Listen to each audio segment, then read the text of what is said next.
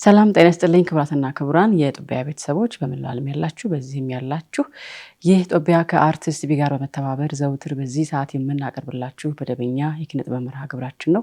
በያላችሁበት የከበረ ሰላምታችንን እንዲህ ዝቅ ብለን እናቀርብላችኋለን። ውድ ቤተሰቦቻችን በተለያዩ አጋጣሚዎች ደግሞ ይህን ዝግጅት የምትከታተሉ ሁሉ እንግዲህ በዚህ ዝግጅት ስራዎቻችሁን ግጥሞቻችሁን ለማቅረብ የምትፈልጉ ሁሉ ከታች የምናሰፍርላችሁ አድራሻ ተጠቀሟቸው። የዛሬ ፕሮግራማችን እንግዲህ ከመድረክም ከዚህ ከስቱዲዮ የሚቀረጽናቸውን እያከልን እስከ ሰዓታችን ፍጻሜ ድረስ እየጋበዝናችሁ እንቆያለን።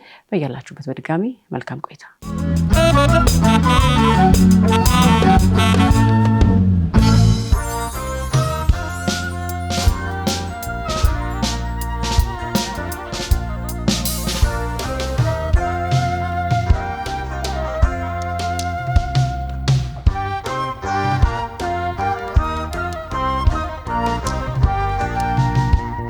ገሪና ፈክሽኝ ነይና ፈክሽኝ ነይና ፈክሽኝ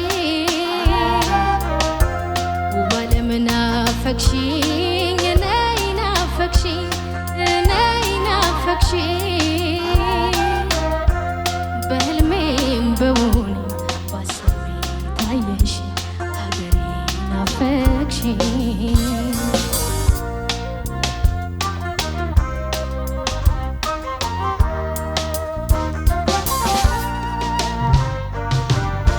ሰማዩም ጠቆረ ደመናው ተቆጣ ወጨፉም ወጨፈ ሽንፍሩም መጣ ዝናቡም ዘነበ ወንዙም ደፈረሰ እዛለኛ ሀገሬ ምትላውሰ የማድንጋው ጥንስስ ሰጠላው ዶሮ ወጡ ሽታው ይናፍቃል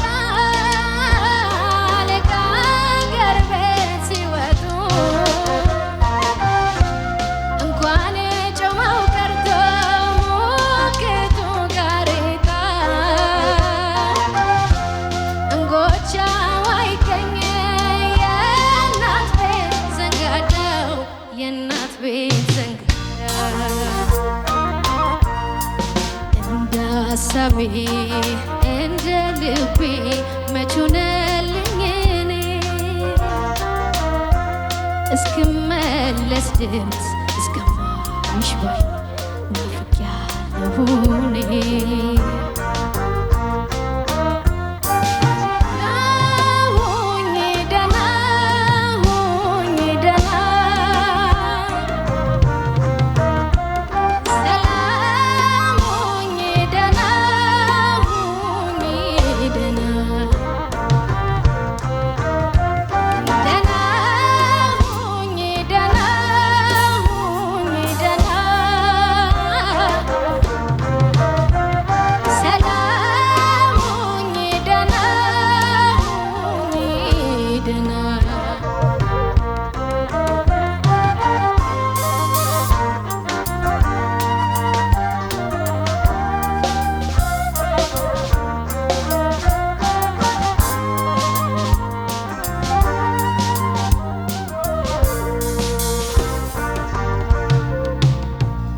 ገሪና ፈክሽኝ ነይና ፈክሽኝ ነይና ፈክሽኝ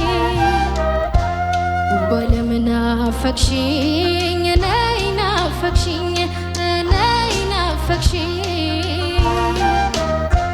ባሳቤም በህልሜ ታየሽ ሀገሬና ፈክሽኝ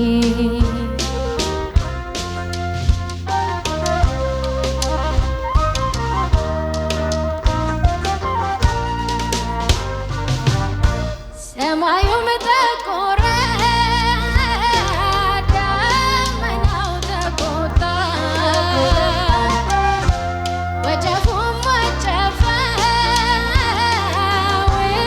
ሽንፍሩም መጣ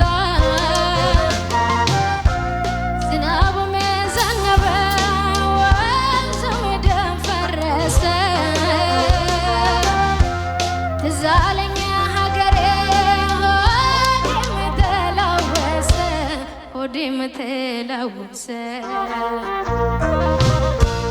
የማደንጋው ጥንስስ በላው ዶሮ ወጡ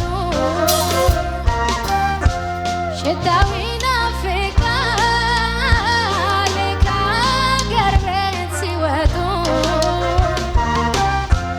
እንኳን ጮማው ቀርቶ ሙክቱን ጋሬጣው እንጎቻው አይገኝ የእናት ቤት ዘንጋዳው የእናት ቤት ዘንጋዳው እንደ ሀሳቤ እንደ ልቤ መች ሆነልኝ እኔ እስክመለስ ድረስ እስከማይሽ በይ ናፍቄያለሁ እኔ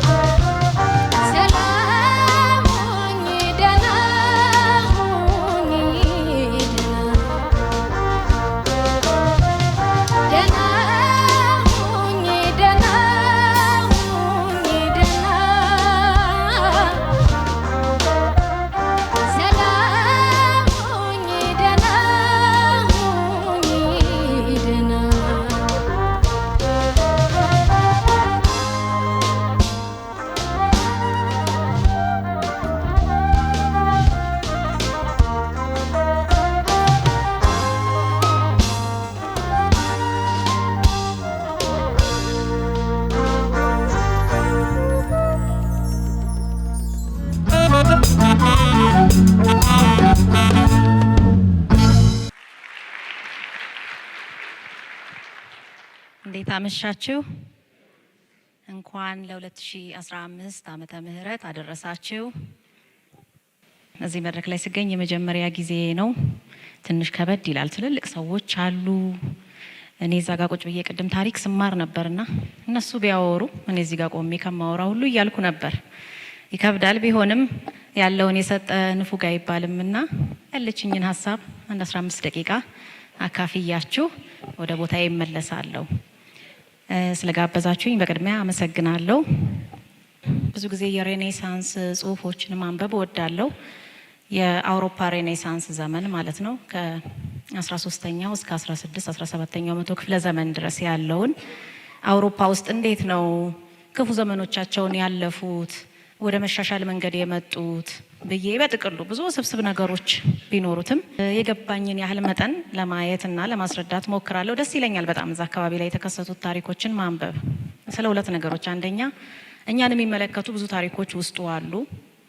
ኢትዮጵያ መነቃቂያቸው ነበረች። ብዙ ስልጣኔዎችን አጥንተዋል አውሮፓውያን፣ ግን እንደ ኢትዮጵያ የሚመስጣቸው አልነበረም። ለዛ ይመስለኛል ሸፈን እያረጉ የሚጽፉት። በጣም አንድን ሰው አንዳንድ ጊዜ ወጣቶች ለምሳሌ ፍቅር ይዟቸው እንዴት ነው በጣም የሚወዳት ልጅ ስታልፍ አይኑን ወደዛ ሊያደርግ ይችላል አይደል? በጣም ኦብሰስድ ነው፣ ግን ዲቴይሏን ያውቃል ስለዛች ወጣትና ስለ ኢትዮጵያም በዛ ደረጃ ነበረ የሚያጠኑት። ለምን እንግዲህ ያዩት የነበረው እንደው የተለየ ፎቅ እኮ ወይንም ባቡር መስመር ምናምን አይተው እኮ አይደለም፣ ስብና ነው ያዩት፣ ሌላ ነገር አይደለም። ደስ የሚል ስብና፣ ፍቅር፣ የዋህነት፣ ደግነት። ሰው እንደዚህ ደግ መሆን ይችላል እንዴ እስኪሉ ድረስ ለነሱም የማይነፍጉት አይነት ፍቅር ማለት ነው። በጣም ከአንጀት የወጣ የሰው ልጅ ፍቅር እና ያ ነገር እንዴት ነው ይህ ስብዕና የሚመጣው? እንዴት ነው እንደዚህ አይነት ደስ የሚል ብርሃን ያለው ማህበረሰብ መመስረት የሚቻለው የሚለው ይመስጣቸው ስለነበር ያጠኑት ነበር፣ ይጽፉ ነበር፣ ይገጥሙ ነበር ወዘተ ብዙ ነገሮችና በዛ ምክንያት ያስደስተኛል። ሁለተኛው ምክንያት ደግሞ ያን የአውሮፓውያን የነበሩበት ቀውስ አሁን ያለችው ኢትዮጵያ አሁን ሲባል አሁን በዚህ በ2014 እና 15 ማለት ሳይሆን ከ19ኛው 20ኛው መቶ ክፍለ ዘመን ወዲህ ያለችውን ኢትዮጵያ ቀውሶቿን በደንብ ያሳያል። እንደውም አንድ አይነት ነው ማለት ሁሉ ይቻላል። በአውሮፓ የጨለማው ዘመን የነበረው ምስቅልቅልና እኛ የምንቸገርባቸው ነገሮች ኦልሞስት አንድ አይነት ናቸው። እንደው አንድ ምሳሌ ብቻ ልጥቀስ። ምናልባት ከዚህ በፊት እንደዚህ አይነት ሌክቸሮችን ነገር ስሰጥ ሰምታችሁ ዩቲዩብ ላይ ያላወቃችሁ ካላችሁ፣ ለምሳሌ ነጋዴዎች ጋር ልምጣ። እንግዲህ ነጋዴ እዚህ ውስጥ ካለ ይቅርታ እንደ ምሳሌ ነው።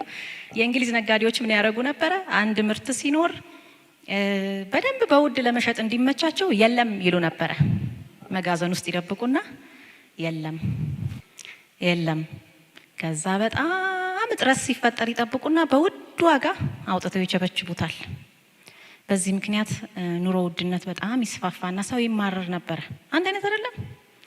በሁሉም አንጻር ብታዩት ማህበራዊ፣ ኢኮኖሚያዊ፣ ፖለቲካዊ፣ ሃይማኖታዊ ሁሉንም ነገር ስታዩት አንድ አይነት ችግር ነው የነበረው እና ከዛ ውስጥ ታዲያ ሲወጡ ማለት ያው እንዳልኳችሁ ብዙ ኮምፕሊኬትድ ነገሮች አሉት። ግን ያንን ለመዋጋት ሲሞክሩ የሄዱባቸው ሂደቶች ብዙ ስልጣኔዎችን አጥንተዋል። የኢትዮጵያን በደንብ አጥንተዋል። ግን አንድ የሬኔሳንስ ምሁራን የሚሉት ነገር አለ። የኢትዮጵያውን መጽሐፎች ላይ ታገኙታላችሁ። ሁሉም ስልጣኔ ይወድቃል፣ ይነሳል። የራሱ የሆነ የመበተን፣ የመሰብሰብ፣ እንደገና የመፍረስ፣ እንደገና የመገንባት ሂደት አለው እና ለዚህ በጣም ቆንጆ ማሳያ እስራኤል ራሷ ናት ይላሉ። እስራኤል ማለት ያው አሁን ያለችው ሳትሆን ከክርስቶስ ልደት በፊት እንደ ሀገር ትኖር በነበረበት ጊዜ ያለውን ሁኔታ ማለት ነው። እስራኤላውያን ሲበተኑ፣ እንደገና ሲመለሱ፣ ሲማረኩ፣ እንደገና ወደ ሀገራቸው ሲመለሱ፣ ሲወሯቸው፣ እንደገና ነፃ ሲወጡ፣ በዚህ ሂደት ውስጥ ያለው ነገር ሬኔሳንስን ያሳያል። የተበላሸን ነገር መልሶ የማስተካከልን ሂደት ያሳያል። ዲቴይሉ ደግሞ ሁሉም በሚያውቀው መጽሐፍ ቅዱስ ላይ የተጻፈ ስለሆነ ለመማማሪያ ቤስት ነው ይላሉና እኔም በጣም ጥሩ ብዬ ከመንፈሳዊ አተረጓጎሞች አንጻር ሳይሆን እስቲ ከዚህ ከሬኔሳንስ አንጻር እንኳን እስቲ ሊዮ የእስራኤልን ታሪክ ብዬ አየው። አንድ ሰሞን በደንብ አጠናሁት። ገና ብዙ የሚጠና ነገር አለው፣ ግን 15 ደቂቃ ነው ያለኝ። ስለዚህ አንዷን ነገር ብቻ ነው ማካፍላችሁ ዛሬ። ከባቢሎን ሲመለሱ 70 ዓመት ነው ባቢሎን በምርኮ የኖሩት። ተመልሰው መጥተው ገና ቤታቸውን መጠራረግ ሲጀምሩ ገና በቃ እንደ የወዳደቀውን ማንሳት የፈራረሰውን ገና መርዷቸውን ሲሰሙ ገና ምን ሲሉ ከሌት ደረሰ፣ ከሌ መጣ ወይ፣ ከሌ ቤተሰብ አለቀ ወይ ምናምን እየተባባሉ ባለበት ሰዓት ላይ ፈጣሪያቸው ምን አላቸው? በመልእክተኛ በኩል ነው እንግዲህ። እኔ ባጭሩ ነው የምነግራችሁ። እንግዲህ እኔ ሁሉ ነገር አስተካክለዋለሁ፣ ተመልሳችሁ ትገነባላችሁ፣ ችግር የለውም። እናንተ ግን ይሄን አድርጎ አላቸውና አንድ የቤት ስራ ነው የሰጣቸው። ማህበር መስርቶ አላላቸውም፣ ፖለቲካ ፓርቲ መስርቶ አላላቸውም። እኔ ራሴ ጓግቼ ነው እዛ ጋር ያነበብኩት ምን ሊላቸው ነው ብዬ። ድርጅት አቋቁሞ አላላቸውም፣ ገንዘብ አዋጡ አላላቸውም። ይሄ ሁሉ ነገር በኋላ የሚመጣ ነው። የምታደርጉት ምን መሰላችሁ አላቸው። እያንዳንዱ ከባልንጀራው ጋር እውነትን ይነጋገር። አይገርምም? እያንዳንዱ ከባልንጀራው ጋር እውነቷን ይነጋገር። ስለምንም ነገር ቢሆን ማለት ነው። ስለ ሀገርም ቢሆን ወይንም እዚሁ ስለገቡበት ጦስም ይሁን ስለተከሰቱ ነገሮችም ይሁን ወይንም ሁኔታዎች እየመጡ እያዩ ዝም ስላሉ ሰዎች የእነሱንም ለመውቀስ ሊሆን ይችላል። ብቻ እውነቱን ይነጋገር። እናንተ ይሄን አድርጉ፣ ሌላውን እኔ ጨርሰዋለሁ አላቸው ብለን እንውሰደው። እንግዲህ የውሸት ባህል ነግሶ ነበር ማለት ነው። ሁሌ የሚበትናቸው እስራኤልን የውሸት፣ የመሸነጋገል፣ የመከዳዳት፣ የማስመሰል ደብል ስታንዳርድ መሆን። ደብል ስታንዳርድ በተለይ በጣም ለመለየት አስቸጋሪ ናት። በጣም ትሸውደናለች። ደብል ስታንዳርድ ማለት ለራሳችሁ የምትከተሉት ፕሪንሲፕል ሌላ ነው፣ ሌላው ላይ የምትጭኑት ፕሪንሲፕል ግን ሌላ ነው። እንደዛ መሆን የብዙ ሰው ፈተና ነው። የሚገርማችሁ ደብል ስታንዳርድ መሆንና እንዲህ አይነት ነገሮች እንግዲህ እስራኤልን ለውድቀት ያደረሷት እነሱ ነበሩ ማለት ነው።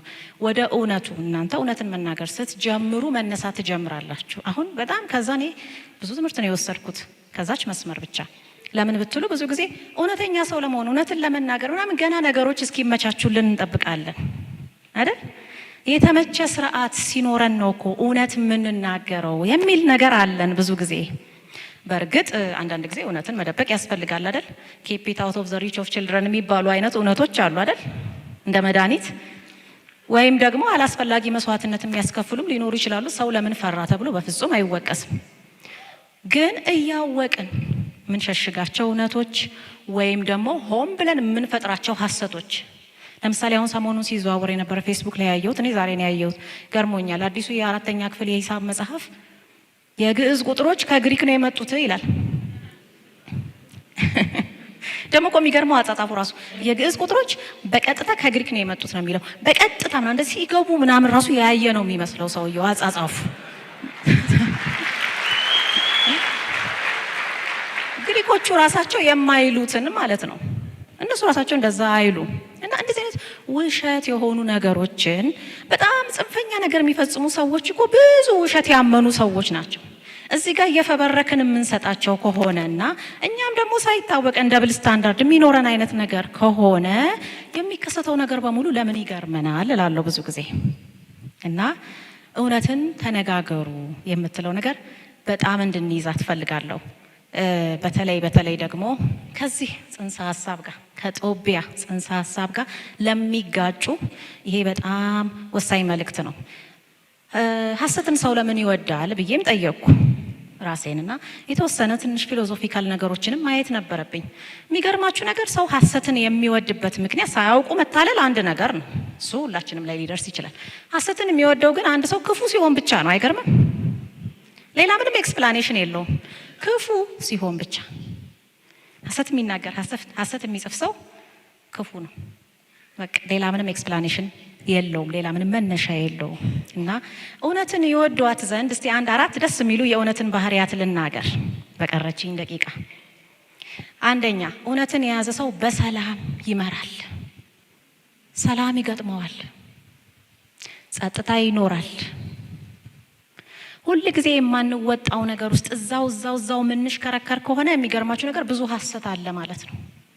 በጣም ሲምፕል ሎጂክ ስትከተሉ ወደዛ ነው የምትሄዱት። ብዙ ውሸት አለ ማለት ነው። ብዙ የማይነገር እውነት አለ ማለት ነው። ብዙ የተፈበረከ ሐሰት አለ ማለት ነው። ኃላፊነቱን መወጣት እያለበት ያልተወጣ አለ ማለት ነው። እውነትን በመናገር እውነትን በመግለጥ ብዙ መረጃዎች ይሰበሰባሉ።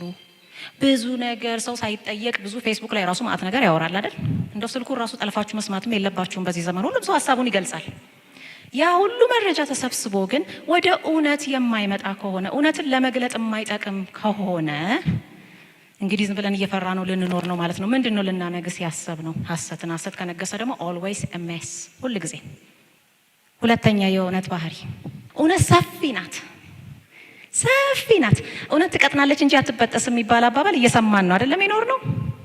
ትቀጥናለች የተባለው ለእኛ እይታ ነው። ምክንያቱም ብዙ የሚደግፋት ሰው ላናገኝ ስለምንችል ላናይ ስለምንችል ለእኛ እይታ ቀጥና ትታየናለች እንጂ እውነት ግን ቀጭን አይደለች።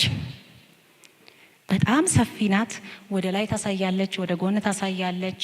ጠፈር፣ ደፈር፣ አድማስ ምናምን አይከለክላትም። ግድግዳው አይወስናትም። የኛ የማይንድ ሊሚቴሽን ራሱ እሷን አይወስናትም። እስክናያት ድረስ ገና ሰፊ ሆና በስታ ትገኛለች። እንደውም መጽሐፍ ቅዱስ ላይ ምን ይላታል? እውነት እስከ ደመና ትደርሳለች ይላል። ትንሽ ነገር አይደለችም። ሰፊ ነገርን ስለምትሰጥ ከዛ በኋላ የሀሳብ ድሃ መሆን የለም፣ የዘዴ ድሃ መሆን የለም፣ የመላዎች ድሃ መሆን የለም። ምናልባት ስራ አጥነት ሙሉ አይኖርም። ምክንያቱም ብዙ ነገር ይታየናል። እነዚህ ሁሉ ሜሶች የሚፈጠሩት የማንሰማቸው የማይነገሩ እውነቶች ስላሉ ነው ብዬ ነው የማምነው። ሶስተኛ የእውነት ባህሪ፣ እውነት አነቃቂ ናት። በጣም ታነቃቃለች። ድባቴ የሚባል ነገር አለ አይደል? በአሁኑ ሰዓት ዲፕሬሽን የተጫነው መስሎ ይሰማዋል ብዙ ሰው።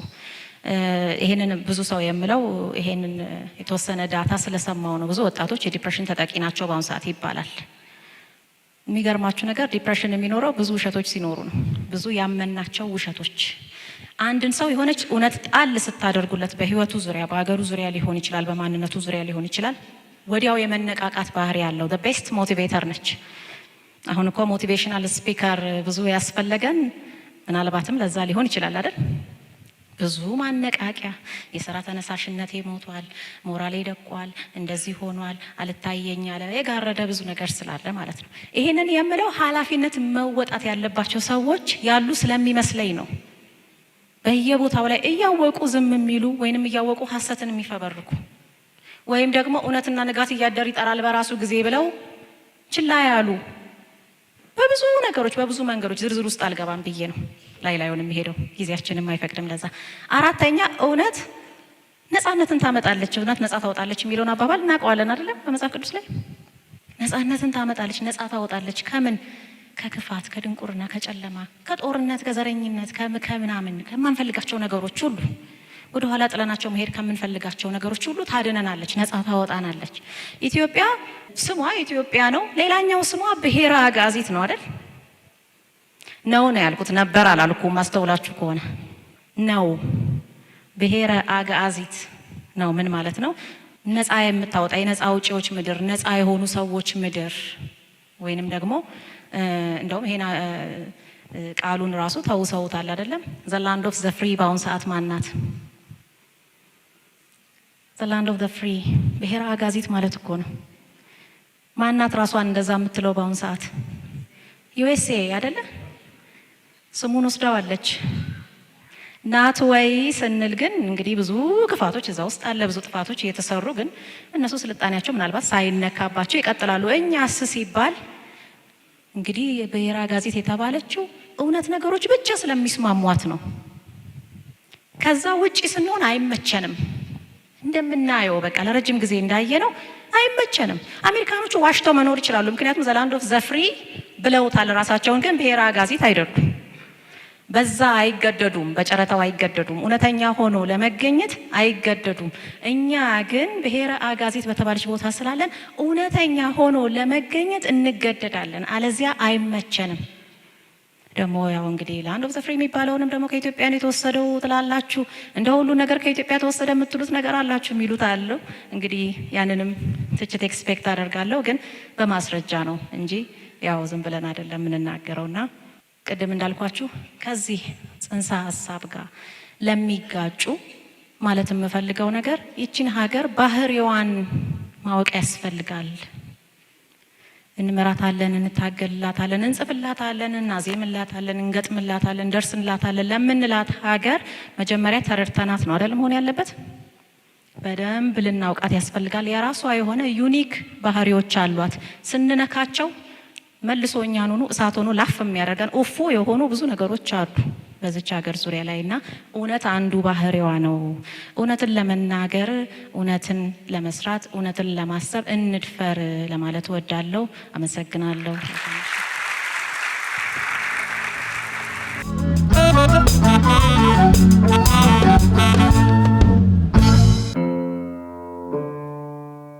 የአድዋ ስላሴን ጠላት አረከሰው ገበየ በቦቴ ግባና ቀድሰው የተባለው ግጥም እንግዲህ በርካቶቻችን እናውቀዋለን፣ ደጋግመን እንጠቀመዋለን፣ እንሰማዋለን።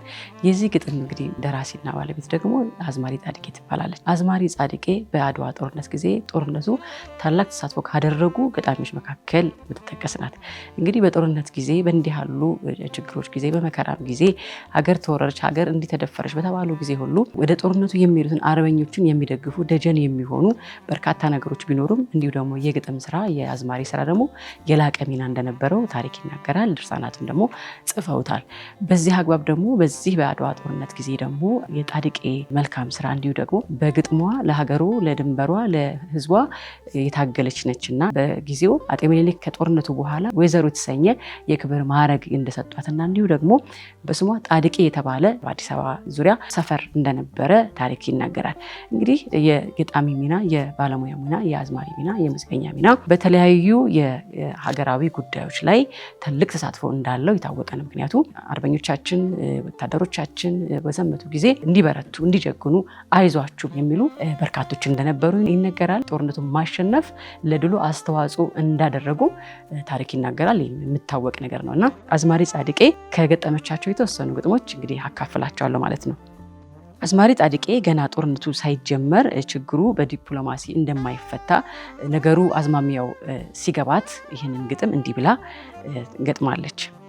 አውድማው ይለቅለቅ በሮቹ ማይራቁ ቀድሞም ያልሆነ ነው ውትፍትፍ ነው እርቁ ብለው እርቁ ውትፍትፍ ያልጠራ ያልተሳካ እንደሆነ አስቀድመው ነግረው፣ ነገር ግን ዝግጅት ያስፈልገዋል፣ በሬዎቹም አይራቁ፣ አውድማውም ይለቅለቅ እና ለጦርነቱ ዝግጁ እንሁን የሚል መልእክት ያዘለ ግጥም ገጥመዋል።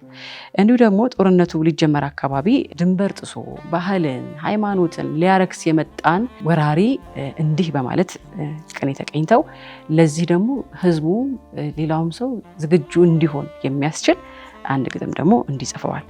ባህር ዘሎ መምጣት ለማንም አይበጅ፣ እንደ ተልባ ስፍር ትናዳለች እንጂ አትረጋም አገር ያለ ተወላጅ። ኧረ ጉዱ በዛ፣ ኧረ ጉዱ በዛ፣ በጀርባ ተጉዞ ሀበሻ ሊገዛ፣ በጀልባ ተጉዞ ሀበሻ ሊገዛ ብለው እንግዲህ ከዛ ከሀገር ከድንበር ጥሶ ሀገር ጥሶ ህዝብን፣ ታሪክን፣ ባህልን ሊያበላሽ አበሻን ሊያገድፍ ሊመጣ ነው እና ዝግጁ ሁኑ የሚል መልእክት እንግዲህ አዝማሪ ጻድቄ ያስተላልፋለች ማለት ነው። በተለያዩ አጋጣሚዎች እንዲሁ ንጉሠ ነገሥቱን የሚያነቁ ለመኳንንቱ ለሽማምንቱ የሚገስጹበት እንዲጠነቀቁም የሚያሳስቡበትን ግጥሞች ይጠቀማሉ።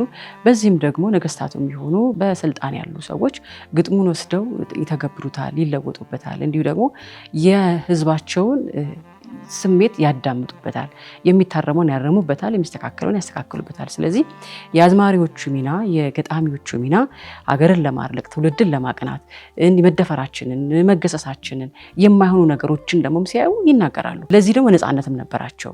ለዚህ ነው በነገስታት ፊት በኩራት የሚናገሩት። ነገስታቱም እነሱን ከመገሰጥ ይልቅ እነሱን ጥቃት ከማድረስ ይልቅ ለነሱ ደግሞ ያልተገባ አድርገዋል ብለው ከመቅጣት ይልቅ የተናገሩትን ገጣሚዎቹ ደራሲዎቹ የተናገሩትን ህዝባቸውን ለማስተካከል ነውና የተበላሹ ነገሮችን ለማቅናት እንደሆነ በማመን ነገስታቱ ከግጥሙም ከተሰራው ስራ ተምረው አስተዳደራቸውን ያስተካክላሉ፣ መኳንንቶቻቸውን ያርቃሉ። እንዲሁ ደግሞ ለህዝቡ በግብር ምክንያት በተለያዩ ምክንያት ተከፍቶ ከሆነ መካሻቸውን ያዘጋጃሉ ማለት ነው። ስለዚህ የገጣሚዎቹ የአዝማሪዎቹ ሚና በእንዲህ መንገድ እየተተገበረ እስከዚህ ዘመን ደርሷል ማለት ነው። የመጨረሻውን አንድ ግጥም ልበለላችሁ። ማን እንዳንተ አርጎታል የእርሳሱን ጉትቻ የዳኘው አሽከር አባ ነፍሶ ባልቻ ገበየው ቢሞት ተተካ ባልቻ መድፍ አገላባጭ ብቻ ለብቻ። ወደ መድረኩ ለመልሳችሁና ቀጣዩን ደግሞ እየጋበዝናችሁ እስከ ሰዓታችን ፍጻሜ ድረስ አብረናችሁ እንቆያለን። መልካም ቆይታ በድጋሚ።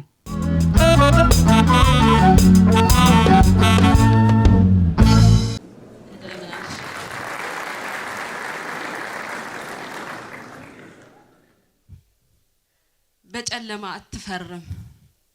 ባለፈው የበዓል ሰሞን አንድ በግ ነጋዴ በጎቹንና ፍየሎቹን እየነዳ በመንደራችን ያልፋል። እማማ አስቆሙትና እስቲ ያንን ፍየል አሳየኝ አሉት። ከሚነዳቸው ፍየሎች ወደ አንዱ እየጠቆሙ የጠቆሙት ፍየል ጺሙ በላስቲክ ከመታሰሩ ጋር ትኩር ብለው ሲመለከቱት ቁርጥ ኦሾን ይመስላል። እማማ በጉን ነካ ነካ ካደረጉ በኋላ ዋጋውን ጠየቁ። ነጋዴው የራሱ ጺም መላጣ ስለሆነ ይመስለኛል የፍየሉን ጺም እንደራሱ ጺም ሲያፍተለትል ቆየና አንዳንድ ሰዎች የሰው ደረት እየመቱ እንደሚያዝኑት ማለት ነው 15,000 አለ ወደ ጎን እየሳቀ። ሳቁ ራሱ ከሰዎች ሳቅ ለየት ይላል። ምናልባት ከፍየሎቹ ጋር አብሮ በመዋል የለመደው የፍየሎች ፈገግታ ሊሆን ይችላል። እማማ ዋጋውን በሚገባ ለመገንዘብ ጥቂት ጊዜ ወሰደባቸው። ከዚያም በፈገግታ እኔም ምልህ 15,000 ማለት ይሄ ነገር ፍየል ነው ዋሊያ ብለው ፈገግታቸውን ወደ ሳቅ ቀየሩ። ነጋዴው ግን ጥርሱንም ሳያሳይ የፍየሉን ጥርስ እየፈለቀቀ ዋሊያ ለመባል የሚጎድለው ቆልማማ ቀንድ ብቻ ነው ወደ ጆሮአቸው ጠጋ ብሎ እንደውም አንድ ሚስጥር ልንገሮት፣ ይሄ ፍየል ያኔ ጥንት ካልዲስ ከተባለ ወረኛ ጋር ቡናን ያገኘው ፍየል ነው። እማማ ሳቃቸውን ደመቅ አድርገው ታዲያ የምትሸጥልኝ ፍየል ሳይሆን ሳይንቲስት ነዋ ብለው ታለፉ። የእውነት ግን አሁን የዝችን ሀገር ሳርና ቅጠል የበላ በሀገሪቱ ብብት የሚፈሱ ወንዞችን የጠጣ ከአንዲት ኢትዮጵያዊት ፍየል በምጥ የተወለደ እንዲሁም በጠቦትነቱ ተራራና ሜዳችን ላይ ቦርቆ ያደገ ፍየል በዚህ ብር ይሸጣል? ለምን ይመስላል? የማይረባንን ስናባረር የሚረባንን ማርባት ስላቃተን ነው። ፍየል ማርባት የሚገባው ጋጣውን ባዶ አድርጎ አደባባዩን ሲሞላኮ ነው። ግመል በሚገዛበት ፍየል፣ ድግስ በሚደገስበት ቀሚስ፣ ላም በሚረባበት ወተት፣ ቤት በምንገዛበት ተከራይተን የምንኖረው። ጌታዬ ዓለም ጥሎን ሄዷል ስትባል እንደ ቀላል ከፊትና ከኋላ መሆን ብቻ መስሎ እንዳትሸወድ። ዓለም ጥሎን መሄድ አይደለም 3 ዙር ደርቦናል።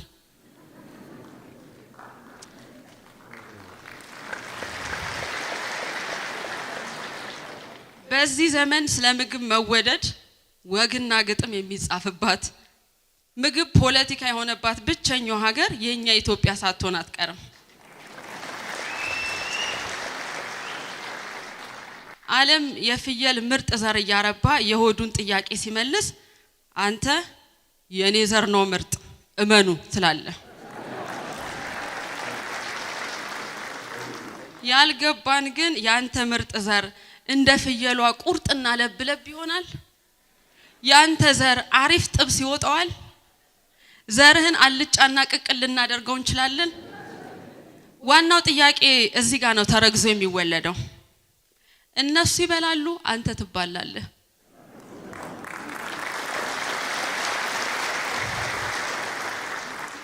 አንድ ባላባት ናቸው አሉ ድግስ ደግሰው ብሉልኝ ጠጡልኝ እያሉ በመሃል በሩ አካባቢ ድምጽና ግርግር ይሰማሉ። አሽከርየውን ይጠሩትና ማን ነው በር ላይ የሚጮኸው ይሉታል። ሰውም አይደል ደሃ ነው ብሎ ይመልሳል። ምን ይሁን ይላሉ ታዲያ። አሽከር መለሰ እርቦናል ነው የሚሉት ጌታዬ። ባላባቱ በረጅሙ ይስቁና ደሃ መቼም የማያመጣው ቋንቋ የለም፣ ደግሞ እርቦናል ማለት ምን ማለት ነው ብለው ቁጭ። ምን እንዳልክ እንኳን የሚረዳልህ የለም። ወንድም የምሬን እኮ ነው። ሆድህን እየፎከትክ መፏከት አልሰለችህም? አንዳንዴ እኮ የተጠመደልህንም ዞር ብለህ አታይም። ሲፈነዳ ራሱ ርችት ነው ብለህ ልትጨፍር ትችላለህ። ይሄ በጨለማ የመፈረም ውጤት ነው። አንዱ ተማሪ ምን አደረገ መሰለ? ሰርተፍኬቱን ይዞ አባቱ ዘንድ ቀረበና አባዬ በጨለማ መፈረም ትችላለህ ይለዋል። አባዬ ሆዬ በልጁ ፊት ገድላ አባት ለመፈጸም እየተዘጋጀ በደንብ እንጂ ይላል። የዚህን ጊዜ ልጅ መብራቱን ያጠፋና የወደቀበትን ሰርተፍኬት አቅርቦ እስቲ ዝች ላይ ፈርምልኝ።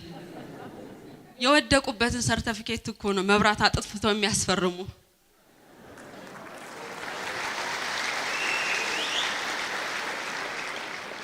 አንተም እንዲህ እኮ ነው ወድቀህ ለመጋጋጥ ተባባሪ የምትሆነው።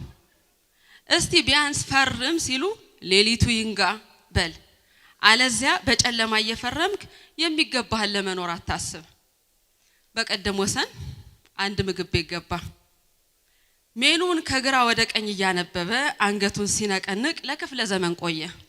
ያው የኑሮ ውድነቱ ሜኑን እንደ አረብኛ ከሂሳቡ ወደ ምግቡ እንድናነብ አስገድዶናል።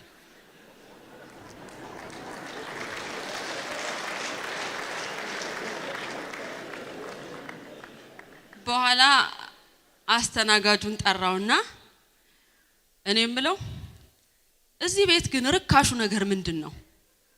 አስተናጋጁ ፈገግ እንዳለ ጌታዬ እዚህ ቤት ርካሹ ነገር እርሶ የሚሰጡት ቲፕ ብቻ ነው። ወሰን የሚሰጠው ቲፕ አናሳ መሆኑን ከቀልድ ጋር ገንዞ ነገረው።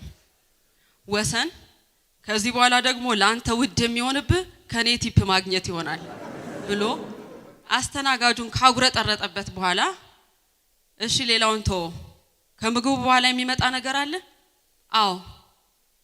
ጣፋጭ ነው ፍራፍሬ? ሁለቱም አይደሉም። ከምግቡ በኋላ የሚመጣው ሂሳቡ ነው። ወሰን ብስጭቱን ማባበል አቅቶት እመር ብሎ ለመውጣት ተነሳ። ነገር ግን በሩ ጋር ሲደርስ ዝናብ መዝነብ ስለጀመረ ንዴቱን የሚያበርድበት ውሃ አዞ ተመልሶ ተቀመጠ። አስተናጋጁ ግን ውሃውን በማምጣት ፈንታ የምግብ ቤቱ ጣሪያ ማፍሰስ ስለጀመረ በቤቱ ያለውን ጎድጓዳ ነገር ሁሉ ይደቅን ጀመር። ባልዲ፣ መዘብዘፊያ፣ ማስታጠቢያ፣ ፖፖ ጭምር። ወሰን ጥቂት በትዕግስት ሲጠብቅ ቆይቶ አስተናጋጁ ውሃ አዝዤ ነበር። አስተናጋጁ ጠየቀ። የታሸገ ውሃ ነው? እግዚአብሔር ፍሰስ ብሎ የፈጠረው ውሃ ለምን ይታሸጋል? ተፈጥሯዊውን ውሃ በብርጭቆ አምጣልኝ። ወሰን ተፈላሰፈ። አስተናጋጁ ደግሞ መለሰ። እንግዲያው ትንሽ ይታገሱ ደቅኛለሁ አለው። ከደቀናቸው እቃዎች ሁሉ ወደ ፖፖ እያመለከተ እንግዲህ ቅድም እንዳልኩ የምትጠጣው የተደቀነልህን ነው። ንጹህ ውሃ ያስፈልገኛል ስትል እነሱ ያልተወጋ ንጹህ ውስኪ ሲያማርጡ ልታገኛቸው ትችላለህ። ሆስፒታል ያስፈልገኛል ቁርጠት በረታብኝ ስትል አንገታቸውን እየነቀነቁ ካዳመጡ በኋላ የፍየል ቁርጥ ሲቆርጡ ታገኛቸዋለህ። ከዚያ ከራስ ጋር ትጣላለህ። ቁርጥ ነው ያልኩት ቁርጠት እያልክ በቃ ከዚህ ሁሉ ራሴን ባጠፋ ብለ ለመናዘዝ ወረቀት ስታገላብጥ የሆነ ገጽ ላይ ራስን ማጥፋት ወንጀል መሆኑን ተጽፎ ታገኛለህ። እንዴ ብለ ስታጉረመርም ምን እንዲያለው የመንግስት ንብረት ማጥፋት ወንጀል ላይ ሆኖ ነው እንዴ ብለው የመንግስት ንብረት መሆንን ያረዱሃል። በንጉሱ ጊዜ የሆነ ነው። አንድ የንጉስ ሹም መኮንን ከጃንሆይ ጋር ይጣላል። ከለታት ባንዱ ማለዳ ንጉሱ ቤተ መንግስታቸው ያስጠሩትና ከዛሬ ጀምሮ ከስልጣን አሰናብተናል ይሉታል። መኮንኑ ምንም ሳይተነፈስ እጅ ነስቶ ይወጣል። በሌላ ጊዜም እንዲሁ ማለዳ ይጠሩትና ገና ፊታቸው ሲቀርብ ያለህን ንብረት ሁሉ ወርሰናል ይሉታል። አሁንም እጅ ነስቶ ምንም ሳይተነፈስ ይሄዳል። ንጉሱ በመኮንኑ ዝምታ በመበሳጨት ለሶስተኛ ጊዜ ሲያስጠሩት መኮንኑ ገና ፊታቸው ከመቅረቡ ጭንቅላቱን ይዞ ጃንሆይ አሁን ደግሞ ምን ቀረ? መታነቅ እኮ ነው የቀረኝ። ፈገግ ብለው እሱንስ ቢሆን እኛ ስንፈቅድልህ አይደል ብለው ታረፉ። አየህ ይሄ በጨለማ የመፈረም ውጤት ነው። በጨለማ ከፈረምክ አንተ የፈለከውን ሳይሆን የተሰፈረልህን ለመኖር ትገደዳለህ። የምር ፖለቲከኞች ኮራ ብለው አሳን ማብረር እንችላለን ሊሉ ይችላሉ። አንተ ግን ጠጋ ብለህ አሳውን እንዴት ነው የምታበሩት ማለት ነው ያለብህ። ምናልባት በጥያቄ ስታፋጥጣቸው መልሱ ምን ይሆናል መሰለ? አሳውን የምናበረውማ በአውሮፕላን ጭነን ነው ይሉሃል። የኔ ጌታ በመሃል በሚያዛጋ ጋዜጠኛ እኮ ነው በቀን 3 እንደምትበላ ዜና የሚነግሩህ።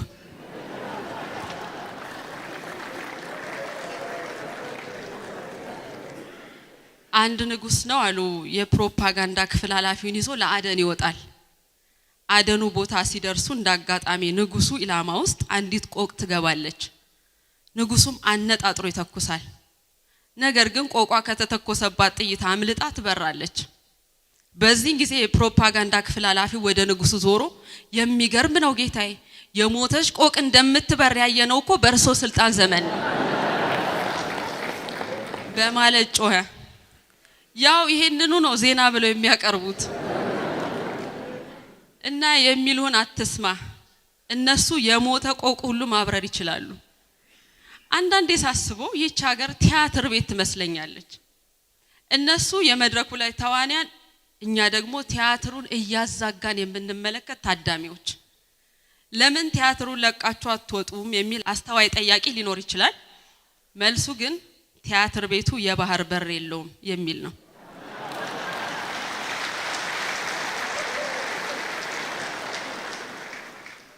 በነገራችን ላይ የኛ ሀገር ሰዎችን በባህር ተሰደዱ ማለት ተገቢ አማርኛ አይመስለኝም። ባህር ሳይኖረን እንዴት ይሆናል?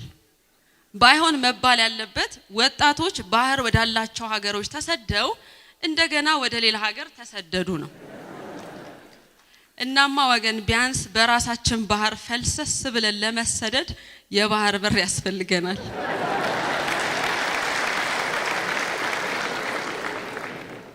ለዚህ ነው የአፋቸውን ፍሬ እየበላህ አትጥገብ የምለው። አሁን በቀደም የሆነ መንገድ ላይ 2 መኪኖች ይጋጫሉ። ይሄን ጊዜ ጥፋተኛው አሽከርካሪ በፍጥነት ከመኪና ይወርድና ሌላኛውን ይቅርታ ከጠየቀ በኋላ ተጨባብጠው ትራፊክ እስኪመጣ ለመጠባበቅ ይስማማሉ። በዚህ መሃል ጥፋተኛው አሽከርካሪ ከመኪናው 2 የቆርቆሮ መጠጥ አውጥቶ አንዱን ለገጨው ሹፌር እያቀበለው ፀሐዩ ከባድ ነው፣ ትራፊኩ እስኪመጣ ዘና እንበል ይለዋል። ተገጪ ሹፌር ተቀብሎ ካመሰገነ በኋላ ሁለቱም ከፍተው መጠጣት ጀመሩ። ጥቂት ከጠጡ በኋላ ግን ተጋባዥ እሱ የያዘው መጠጥ ከጋባዡ ጋር የተለየ እንደሆነ ያስተውላል። እናም ቆርቆሮን ባይኑ ያስተያየ እንዴ ለካንተ ኮካ ነው የምትጠጣው፣ ቢራ አትጠጣም ማለት ነው? ጋባዥ በደማቁ ፈገግ ብሎ መጠጣት እንኳን አጠጣለሁ፣ ግን ትራፊኩ መጥቶ ትንፋሻችንን ከመረመረ በኋላ ይሻላል ብዬ።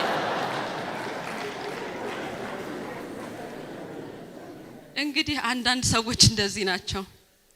የሥራ ማስታወቂያ እንኳን አይተሃል? እድሜ ከ18 እስከ 24 ይሉህና እድሜውንስ ደርሻለሁ ብለህ ዝቅ ስትል ተፈላጊ የሥራ ልምድ 24 ዓመት። ለምን የሥራ ልምድ ይዘን እንድንወለድ ቀድመው እንደማይነግሩን አላውቅም። የመስሪያ ቤቱ ኃላፊ የክርስትና ልጅ ግን ይሄን ቀድሞ በማወቁ ነው በ18 ዓመቱ የ24 ዓመት ልምድ ይዞ የተቀጠረው። በእርግጥ ይሄ ለህዝብ ሐሳቢነታችሁንና አንድም የክርስትና ልጅ ስራ እንዳይፈታ የምታደርጉት ታላቅ ተጋድሎ አካል መሆኑን አንዘነጋም። በነገራችን ላይ መሪዎችን ማየት ማለት ህዝብን በመስታወት እንደማየት ነው። ለምን በመሪዎች እንደምትገረም አይገባኝም። ይሄን መሪ የምትሰራው እኮ ቤትህ ነው። ጎሽ የኔ ልጅ ያን ሪሞት ስጠኝና የማደርግልህን አታቅም እያልክ ልጅህን ጉርሻ ያጎረስክ ታሳድግና ከፍ ሲል እኛ ካላጎረስ ነው እሱ የሚጎርሰን አይነት ሰው ይሆናል። በነገር መሃል አጼ ዳዊት በንጉስነታቸው ዘመን ከግብርና የሚገኘውን ገቢ ለመንግስት ስራ በመዋል ራሳቸውን የሚያስተዳድሩት በቁም ጽሁፍና በድጉስነት ሙያ በሚያገኙት ገቢ ነበር። ተማር ካለ ከራስ ታሪክ ትማራለህ። ለልጅ በሲሾም ያልበላ ሲሻር ይቆጨዋል ፈንታ ይሄን የአጼ ዳዊት ታሪክ ንገርማ።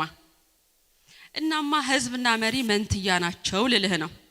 ይህችን ሐሳብ በዚህ ቀልድ እንፍታት።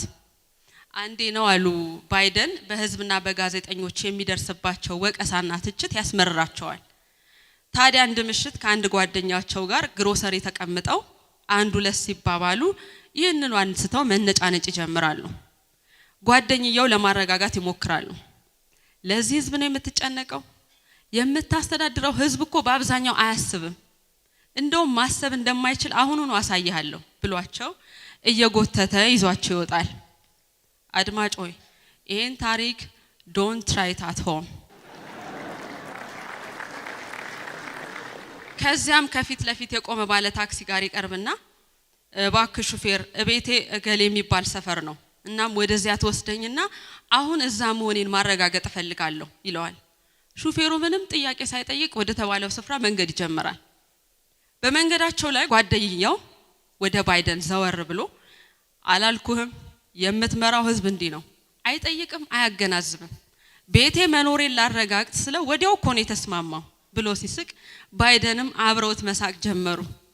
ሲስቁ ቆይተው አንተም እኮ ግን ታስቃለህ፣ ቆይ እዚህ ድረስ ከምንለፋ ስልክ ደውለ መኖርን አታረጋግጥም ነበር ብለው ጓደኛቸውን ክው አደረጉት።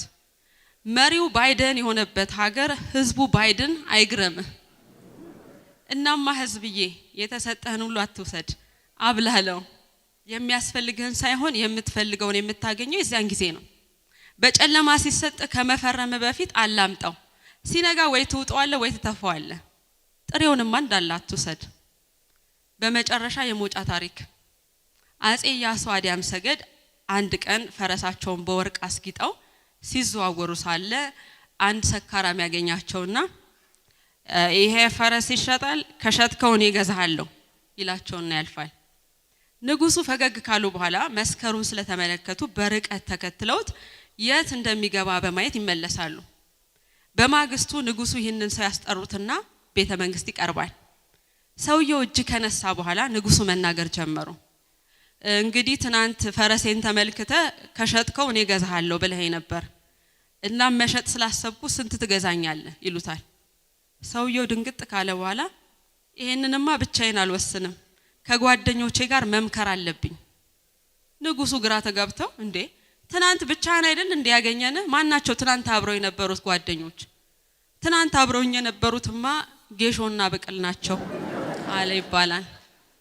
እኔም ከዚህ በላይ ያልኩት ሁሉ ቢያስወቅሰኝ ተጠያቂው ከዚህ ከመምጣት በፊት የጠጣሁት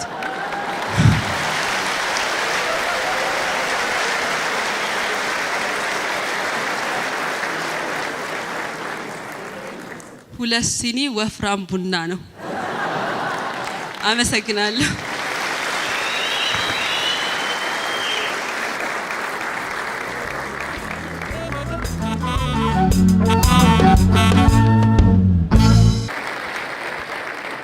እናመሰግናለን። ያው እንግዲህ ማናጸሪያ ተደርጌ ቀረብኩኝ መሰለኝ። በመሃል እንዴት ድምጽ እንደሚያስጠላ በዚህ በኩል ስሙት የተባለ ይመስላል። ሰርጸ ፊት ሆኖ ደግሞ ይከብዳል። እኔ ቤቴም ሳንጎራጉር እዚያ አካባቢ ተከራይቶ ይሆን ምናምን ብዬ ሳቀቃል። ያም ሆነ ይህ እንደገና ያው በቃ ይሄን ያህል ከደፈርኩ ምንም አይመጣም። ያስናቀች ወርቁ ሽሞን ሞና የዋ ሽሞን ሞን ሽሞን ሞን ሽሞን ሞን በልልኝ ያዘኝ አባዜ ገለል እስኪልልኝ ታችባቲን ገበያ ዘንጊዤ እንደለማኝ አንተን ላላገኝ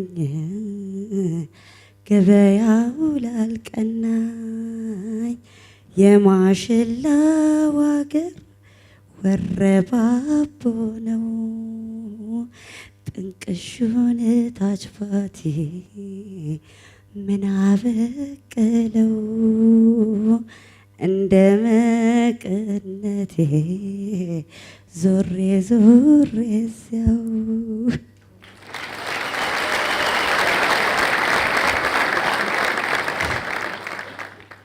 እኔ መቼም ዞሬ ዞሬ እዛው እንደማልል ትጠብቃላችሁ።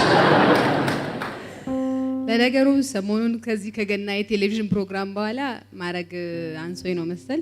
ለነገሩ ሲደራረብ ማረግ ጥሩ ነው። አርቲስት፣ አክቲቪስት፣ ቴኒስት ሲሆን ጥሩ ነው ተብዬ ነው መሰል።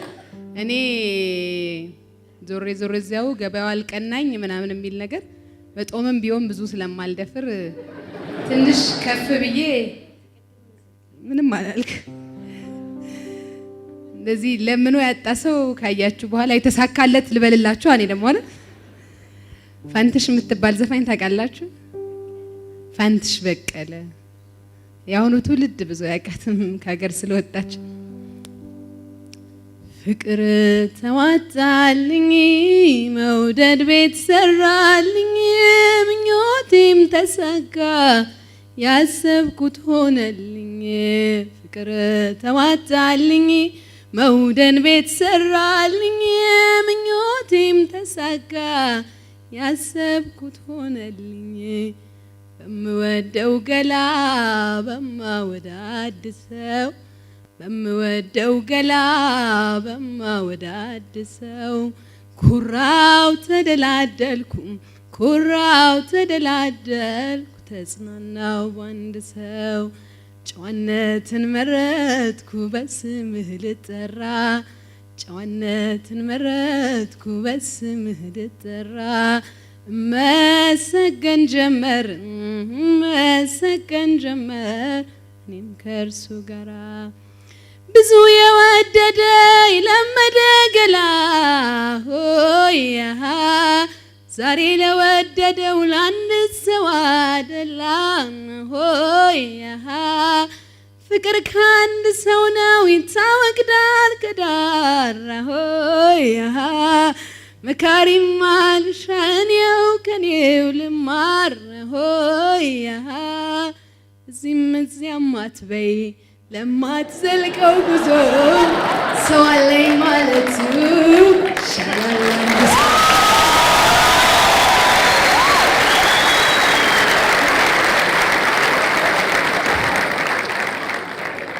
ዳኝነቱን በሚቀጥለው ወር መልስ መስጠት ፈልገሽ? እሺ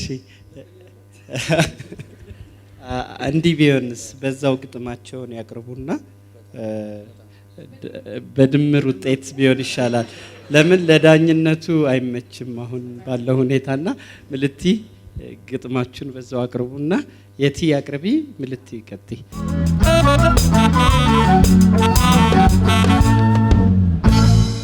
እቴ እሜቴ እቴ እሜቴ የኔ እቴ እሜቴ የሱ እቴ እሜቴ የሷ የእርጋታ ባለቤት የርህራሄ አውድ የብልሃት አድማሷ ወዲህ እህቴ ነሽ ወዲያም እመቤቴ ያፍ መፍቻ ቋንቋዬ ንጹህ ልጅነቴ ዝርክርክ ልጋጌ ውትርትር ጉልበቴ የትነሽ እቴሜቴ ሽታሽ የሎሚ ነው ወይንስ የውሃ? የደጋው ውርጭ ነው ሐሩር የበረሃ? ለየትኛው ችግር አቅምሽ እጅ ሰጠ? በየትኛው ሸንጎ ፍርድሽ ተደመጠ? ለየትኛው ጠቢብ ሚስጥር ተገለጠ? ከየትኛው ጎታ ስንቅሽ ተቀመጠ? አፍ የፈታሁብሽ ንጹህ ልጅነቴ፣ ስታግዢ እህቴ፣ ስታዢ እመቤቴ፣ የዳዴ ዜማዬ፣ የጠዋት ትርክቴ፣ የትነሽ እቴ ሜቴ።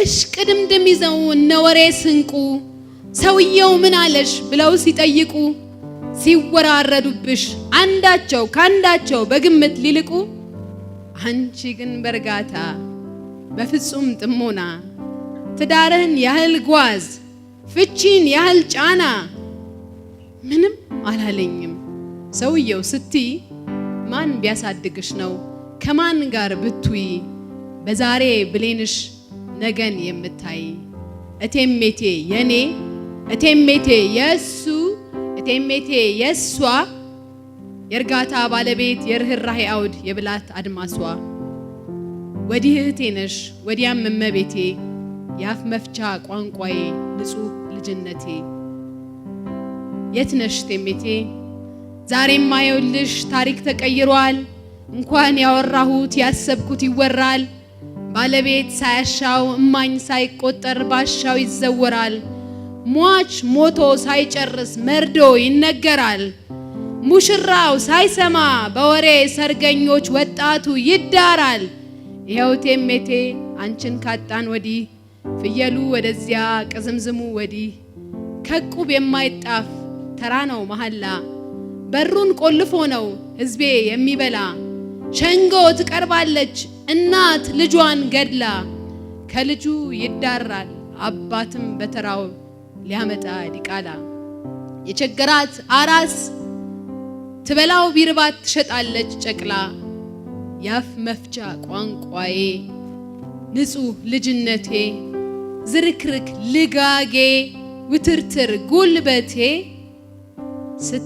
ስታግዢ እህቴ ስታዢ መቤቴ የትነሽ እቴ ሜቴ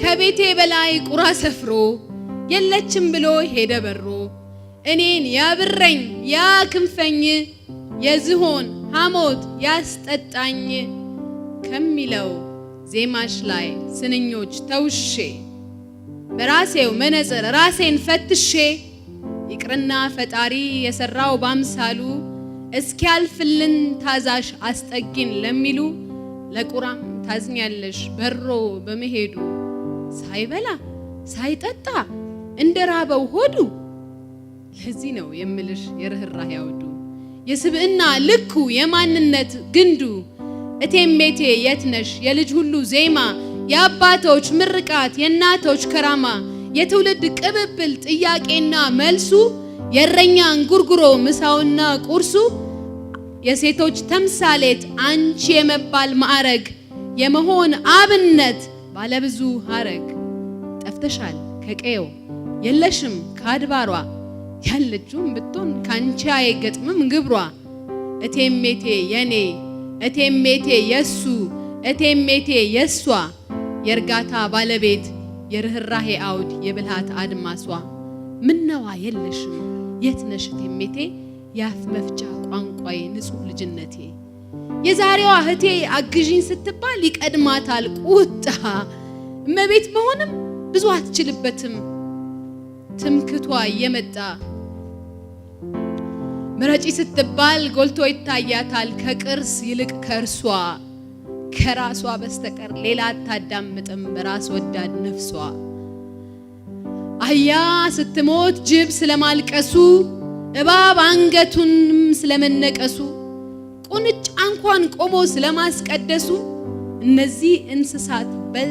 እነዚህ እንስሳት በልጠውን ሲያብሩ አንዳቸው ካንዳችን ተግባብተው ሲኖሩ ይሄው የኔ እህቴ በኔ በልጥ በሽታ ይቅርና ልትሆን የሎሚውን ሽታ ያመመው ልትፈውስ በፍቅር ልትረታ አልተመለሰችም ቀረችብኝ ወታ መራራውን ሐሞት መጠጣቱን ፈርታ። እቴሜቴ የኔ እቴሜቴ የኛ እውን ሩሽ ካለ ከተሰደድሽበት ብትመጪ ምን አለ ያፍ መፍቻ ቋንቋዬ ንጹህ ልጅነቴ ዝርክርክ ልጋጌ ውትርትር ጉልበቴ አዛዥ መቤቴ አጋዧ እህቴ አጣምረሽ ያስሹ ትውፊቴ ትንቢቴ ፍለጋ አይደክመኝም የት ነሽ እህቴ።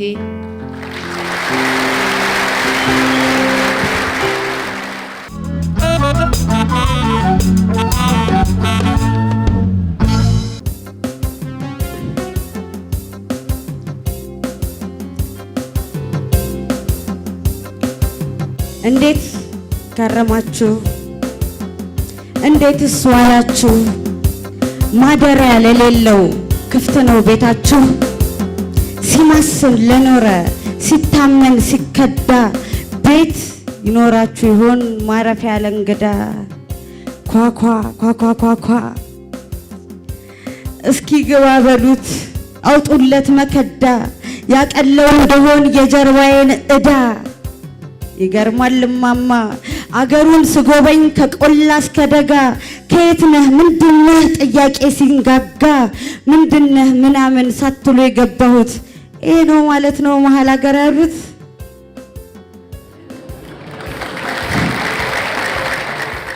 እንዲያ ነው የሚሉን መሀል ነው ስማችን ያው እንደምታየን ከዳር ነው ስፍራችን። አቤት እንበል እንጂ ከስምስም ተዋርሶን መሀል ካልከው ቦታ እንደው ዋና ድርሶ።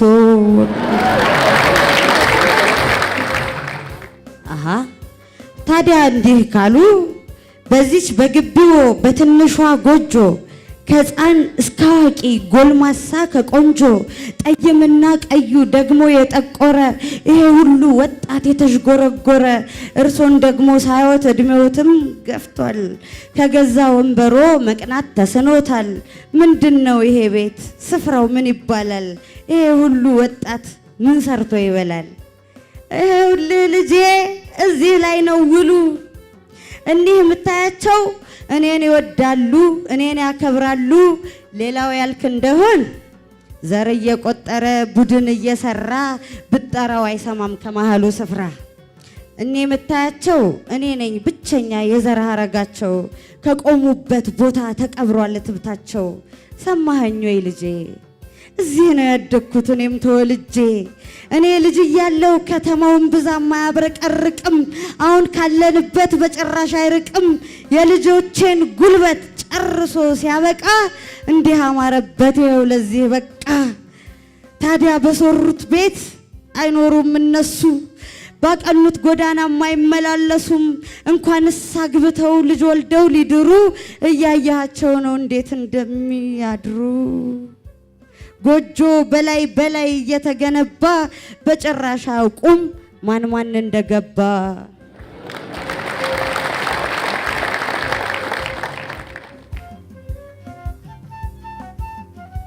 በማን ማን ወለደ ሲታመስ ሀገሩ በዘር ሲንዘረዘር መውጫ መግቢያ በሩ። የማን ልጅ ነህ ብለህ ብትጠይቃቸው የፒያሳ ልጅ ነኝ የመርካቶ ልጅ ነኝ የአራት ኪሎ ልጅ ነኝ የኮተቤ ልጅ ነኝ የአዲስ አበባ ልጅ ነኝ ብቻ ነው መልሳቸው።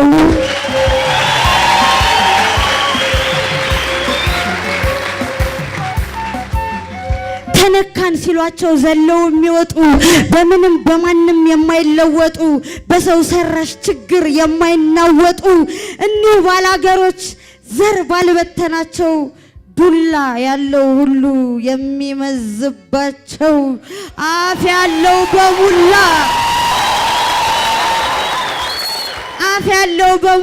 የሚዝትባቸው የት ይጥፉ ተብለው ነው ከገዛ ቀያቸው።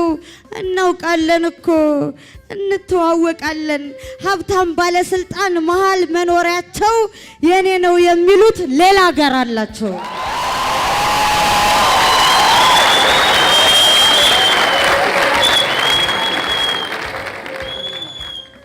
እኒህ የኔ ልጆች የደሜ ውህዶች እዚህ የተወለዱት ወጥተው የማያውቁት በስተት ቢወጡ የመሃል የሚባሉት መሃል ግን ያልሆኑ በማያውቁት መዳፍ ሰርክ ለሚማስኑ ማንን ይኮንኑ ማንን ያመስግኑ ጉልበት የእግዚአብሔር ብለው የሚያምኑ እንዴት ቤት ለቤት ቤት ይለምኑ።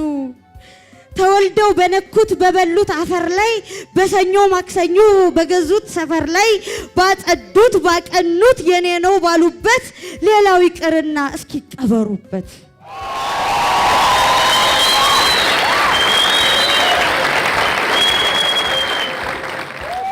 ባህር ማዶ ያለው ግባ እየተባለ ገብቻለሁ ግባ እየተባባለ ሲደግስ ሲሸልል ሲፎክር ሲያቀራራ ውዱ ልጄ ርቦት በጣይ ሲንጠራራ የሀብታም ቤት ለንፋስ ለብርድ ሲዘጋ እያቴኔን ቆንጆ ርቧት ስታዘጋ ወጥተው እንዳይሰሩ ከጓዳ እንዳይበሉ አሸንፏቸዋል የዘር ማዕበሉ። ሰው በሰራው ኃጢአት እየተዘከረ ባጠፋው ጥፋት ልክ እየተከበረ እኒህ የኔዎቹ ቡድን የማያውቁ ኢትዮጵያ ለማለት የማይሳቀቁ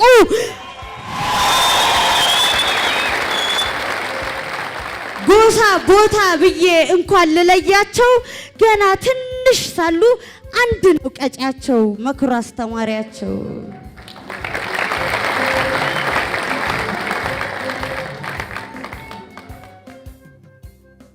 አንድ የሀገር ምስለኔ አንድ የሀገር አባት ተናግሮ የሚያሰማ የሚያሰፍን ስርዓት ይሄንን ከዚያኛው ተው ብሎ ነገር የሚያበርድ ታሪክ አቀብሎ በታላቁ መምህር በእግዚአብሔር ተመስሎ ህዝቡን የሚያነጻ ራሱ ተሰቅሎ የስሙ ትርጓሜ ትልቅ የተባለ ሀገሬን ወገኔን ኢትዮጵያዬን ያለ መልአክ የመሰለ የተባለ ንጉስ የኔን የልጆቼን እንባችን የሚያብስ ከጀርባዬ በኩል ትልቅ ፀሐይ ወጥቷል።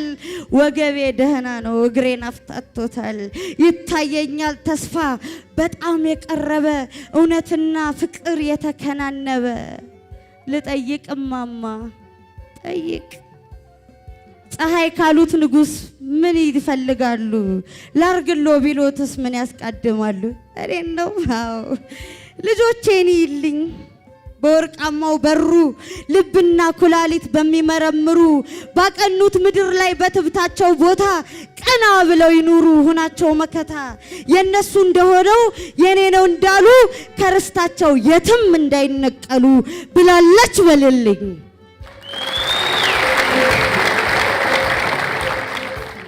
አደርሳለሁ ይሄን በጠዋት ማልጄ እዚህ ነው አላሉም ያደኩት ተወልጄ እንደው ወጣት ሳሉ ምን በሚባል ዜማ ዘውትር ይሳባሉ። ያኔ ጎበል ሳለሁ አሁንም አርጅቼ ይህንን ግጥም ነው የማውቀው አጥርቼ ምንም ይለውን መገን ያራዳ ልጅ እነ ፍቅር ልኩ የነሱን አይሰጡም የሰውም አይነኩ።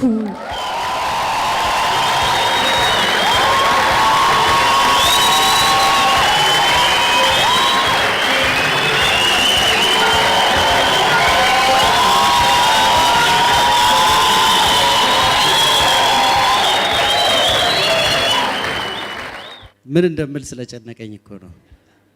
አሁን በስሌት ነው ወይስ በስሜት ነው የሚለካው የሚለው በጣም ፈተነኝ በእውነት በጣም። እዚህ ሙዚቀኞች የኔ ጓደኞች አሉ፣ በጣም ጎበዞች ሙዚቀኞች ናቸው። ከነሱ ውስጥ ደግሞ በመሳሪያ ብቻ ሳይሆን በድምጽም ጎበዝ የሆነች ደግሞ ግራሴላ ሉዊጂ አለች። ግራሴላ ስለ ምልእቲ ድምጽ ስትሰሚው ምን እንደተሰማሽ ብቻ ትንሽ ሀሳብ ስጪ። ከተለመደው ድምጽ ትንሽ ሻከር ያለ ድምጽ አለ። ያው እንደሁሉም እንግዲህ እንደምርጫው ስላይስ ጥሩ ነው። በጣም ይሄን እንድትል ነው የፈለኩት። ሌሎቹ ስለማይሉ አይደለም፣ ለሷ ቅርብ ስለሆነ ነው ሚዲየሙ እንድትናገርበት የፈለኩት። ሀስኪ የሚባል ትሆናለህ፣ ጭሳማ ያ ቶን ነው የምልእቲ። በጣም የሚያምር ድምጽ ነው። እንግዲህ የልጅነት ጊዜው በግጥም አልፎ በኋላ ላዚም ሲሉት አስቸግሮ ነው እንጂ በጣም የሚያምር ቶን ይወጣው ነበረ። ልክ እንደ ሜሪ አርምዴ ወይም ደግሞ እንደ ማርታ አሻጋሪ ሊሆን ይችል የነበረ ድምጽ አይሆኑ ሆነ ነው የምንለው። በጣም ጥሩ ነበር ግን እውነቴን ነው። በጣም ቆንጆ ነው ያዜመችው። በፖኤትሪዋ ደግሞ ተናግራለች። ስለዚህ ሁላችሁ የምትሰጧት ነው። በደንብ አጨብጭቡላት።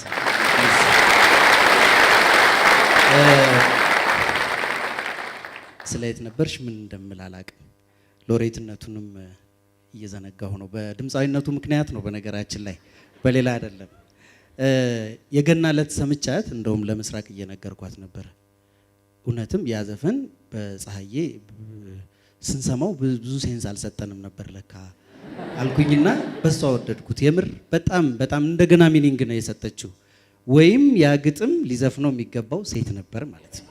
እንደዛ ሁሉ ብዬ አስቤያለሁ። በጣም ምሉዕ ነች። ምንም ብዬ ልናገር አልችልም በብዙ ነገር እና የሙዚቃ አንደርስታንዲንጓም በጣም ከፍተኛ ነው። ምናልባት ብዙ አልሄደችበትም እንጂ አሁን ከመጡት አረፍተ ነገር ከሚመስሉ ዘፈኖች ትገላግለን ነበረ ገባብት። ስለዚህ በሱ ምስጋና ለመስጠት ፈልጋለሁ። የትዬ በጣም በጣም በጣም በጣም ቆንጆ አዘፋፈን ነው።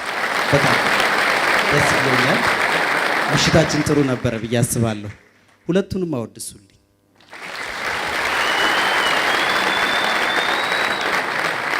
እንዲህ ሲባል ግን እንደው ሁሉም ሜዳው ላይ እኩል ነው ደግሞ አይባልም። በስሌት ደግሞ ልናገር የቲ በስሌት ትንሽ ከፍ ይላል ማለት ነው። አመሰግናለሁ። ተመልካቾቻችን የዛሬው መድረካችን ይህን ይመስል ነበር። አብራችሁን ስለነበራችሁ እጅግ አድርገን እናመሰግናለን። ይህንን ዝግጅት በድጋሚ ማየት ለምትፈልጉ በአርቲስት ቲቪ ወርልድ ዩቲዩብ ቻናላችን እንድትከታተሉ እንጋብዛለን። እንዲያሳመረችኝ ወይኔ ዲዛይን ናት። የወይኔ ዲዛይን አድራሻ ቦሌ መድኃኔዓለም ሊንጎ ታወር 2ኛ ፎቅ ትገኛለች። እንደኔ መዋብ ለምትፈልጉ አድራሻዋን ጠቁሚያችኋለሁ። ሁሌም እንደማረሳው ለአፍታም እንደማንዘነጋው በነፃ ሀሳብና በሰከነ መንፈስ ኢትዮጵያንና ኢትዮጵያዊነትን እናድምቅ። በሚቀጥለው ሳምንት እንገናኝ። መልካም ጊዜ። ልመርቅ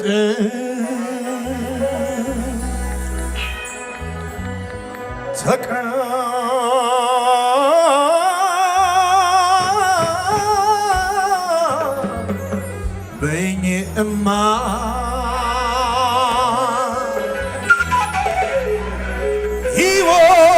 ሕይወትን መርቀሽ ሰተሽኝ። እስኪ ስልካችሁን ሁላችሁም አውጡና አብሩ። እስኪ እስኪ እስኪ እስኪ ክብር ለኢትዮጵያ!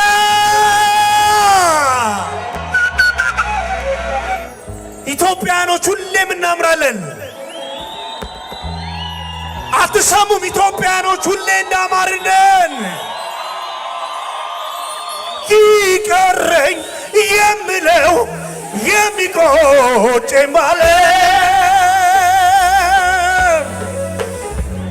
ኢትዮጵያ እድሜ ላንቺ ያላየሁት እስኪ አንገትሽ ራስሽን ችሎል ይውና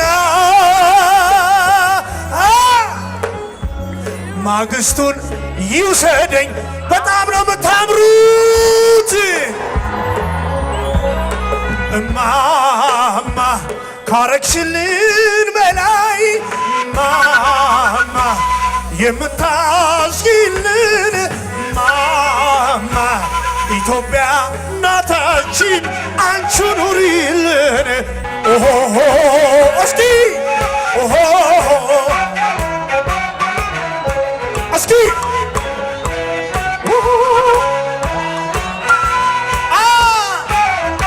ባንዲራ ባንዲራ ባንዲራ ባንዲራ ያዛችሁ እስኪ ባንዲራ ወደዚህ እስኪ ባንዲራ ያዛችሁ ወደዚህ ነው ወደዚህ ሁላችሁ ማለ ባንዲራዎች እስኪ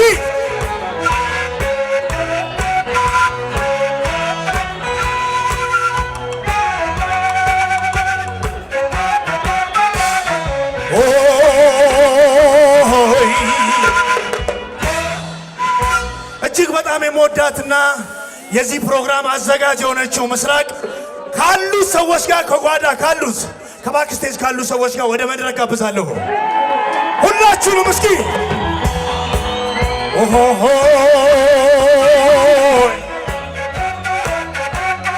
እስኪ ሃይ ከፍ ከፍ ከፍ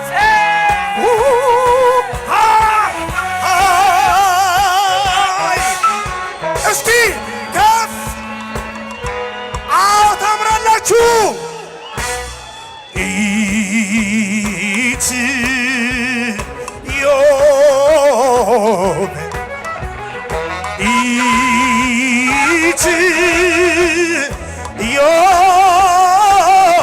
እስኪሁላችሁም ኢትዮ አትሰሙም የኛ መመኪያ እናት እስኪ ማኖች እናት ስልካችሁ ከፍ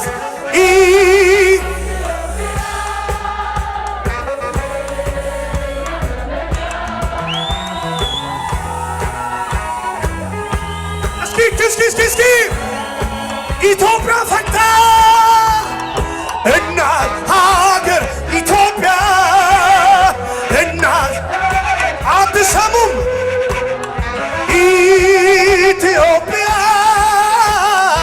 የኛ መመኪያ እስኪ እናንተ ደግሞ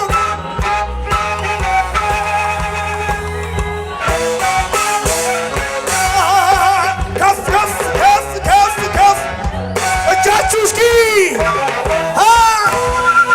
የሰው ዘር ትስስር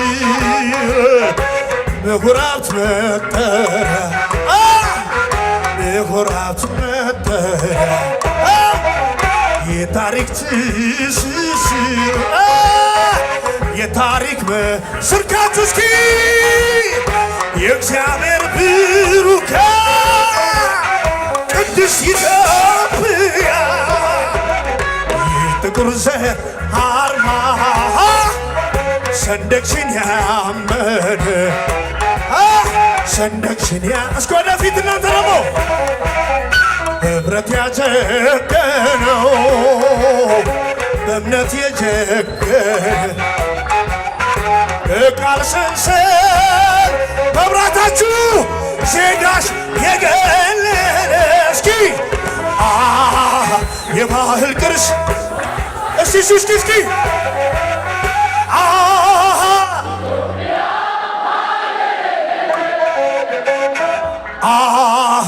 የባህል ቅርስ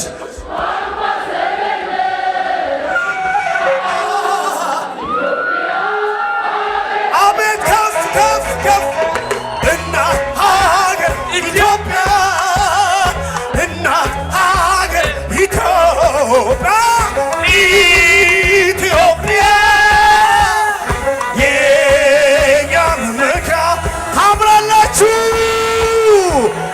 ኢትዮጵያዊነቴ ነው እስኪ እጃችሁ ግራ ቀኝ ግራ ቀኝ ግራ ቀኝ ግራ ቀኝ ግራ ቀኝ ወይ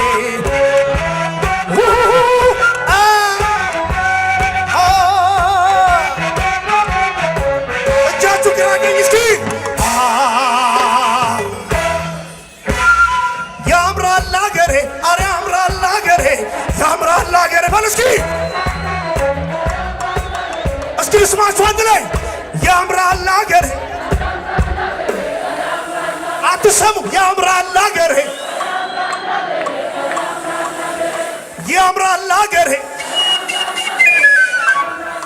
ሀገሬ ሀገሬ ብስራና ሀገሬ ፍሪ ሀገሬ ኢትዮጵያ ናትክቤ ሀገሬ ሀገሬ ሀገሬ ሀገሬ ግራ ቀኝ እስኪ ሀገሬ ሀገሬ ሀገሬ ብጨፍር ሀገሬ ብዝናና እስኪ ሀገሬ ሀገሬ ሀገሬ ሀገሬ ኢትዮጵያ ናት ክብሬ መዋሌ በሀገሬ ብኖርሽ በሀገሬ ብዝናና በሀገሬ ብጨፍር በሀገሬ አይደለም እንዴ እስኪ ሀገሬ ሀገሬ እስኪ ከፍ እጃችሁ ሀገሬ ሀገሬ ሀገሬ ሀገሬ